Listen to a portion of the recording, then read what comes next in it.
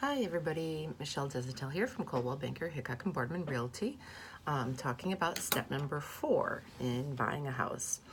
So you've already gotten pre-qualified, you've found a realtor to work with, and you've been searching, and you've finally found your dream home.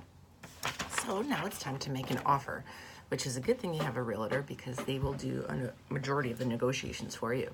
You can bounce ideas off of them as to where you should start. They'll give you their professional opinion as to where you should start, but ultimately it is your decision to come up with a number that you want to offer. You have to keep in mind a couple of things. One is, are there other offers on the building, on the property? Keeping that in mind, you want to have if there are other offers, you want to have a strong and solid highest and best offer right out of the gates, because oftentimes when there is multiple offers, there will be no room for negotiations. The seller will take the highest and best offer.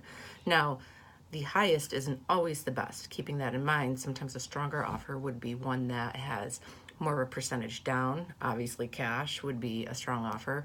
Do you have to move? Do you have to sell a house? Do they have to sell a house? So a lot of things to keep in mind. If the seller has to sell their home, then, being flexible with your closing date might be a stronger offer than somebody who wants to close in 60 days or 40 days.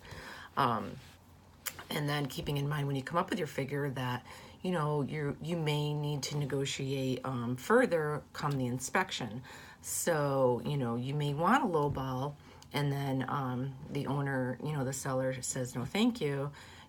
They know in the back of their head, well, I might need to negotiate further with the inspection, so I really don't want to accept a low offer like that. Most lowball offers are oftentimes really not accepted anymore. Sometimes they'll be rejected. Sometimes the seller will respond with like only $1,000 off. I think that's a polite way of saying, hey, we'll still talk to you, but we're not going to accept that. So rule of thumb in a not so hot market is within 3% of the asking price is a good place to start.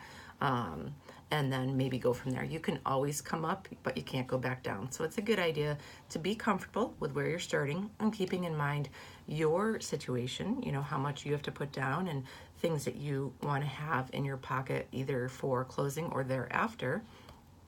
Sometimes you can offer, full asking price, but ask for concessions back at closing to help you offset your out-of-pocket expense.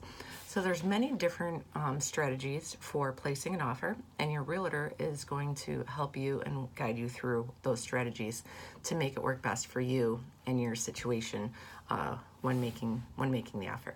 Okay, I am going to leave a link for my website in this video comment. If you have any questions or concerns or want to reach out to me in regards to buying or selling, please do. Michelle Desatel. Thanks.